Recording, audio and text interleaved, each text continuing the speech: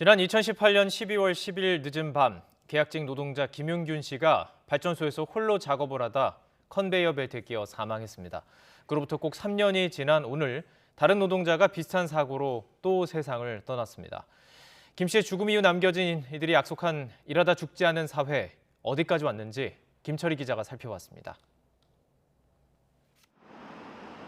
공사장 정문이 굳게 닫혀 있고 오가는 사람도 보이지 않습니다. 새벽 시간 현장에서 작업하던 50대 노동자가 컨베이어 벨트에 끼어 숨지면서 공사가 전면 중단된 겁니다. 불순물을 빼내려다 사고를 당한 것으로 보이는데 경찰은 안전 수칙이 제대로 지켜졌는지 확인하고 있습니다. 정확한 사고 범인은 현장에 지금 파악 중입니다. 문제가 없었던 것 같습니다. 태안화력발전소에서 일하던 비정규직 노동자 고 김용균 씨가 숨진 지 3년이 지났지만 여전히 노동자들은 일하다 죽고 있습니다. 김 씨가 떠난 뒤 아무런 노력이 없었던 건 아닙니다. 지난 2019년 출범한 김용균 특조위는 5개월 정도 사고 진상조사 활동을 벌인 뒤 정부의 개선을 권고하기도 했습니다.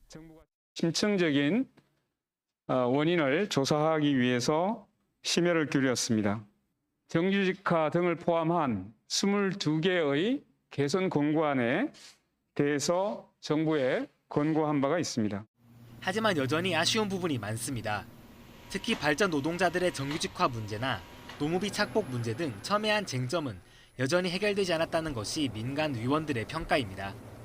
개선 방안 논의 과정에서 현장 노동자 목소리를 직접 들으려는 노력이 부족했다는 지적도 나옵니다. 달을 가리키고 있는데 정부에서 행한 이행 점검의 내용은 달은 바라보지 못하고 그냥 손가락만 열심히 관찰한 그 결과이지 않았을까. 정부 역시 최근 발간한 보고서에서 부족한 부분이 있음을 인정했습니다.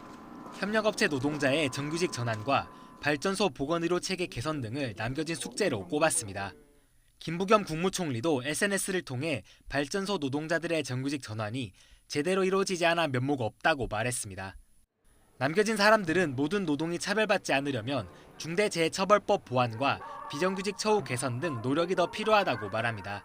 사람은 누구나 실수하는 게 당연한 거고, 그래서 실수해도 안전하게 일할 수 있도록 만들었어야 된다고 생각해요, 저는. 일하다 죽지 않게 해달라는 평범한 바람.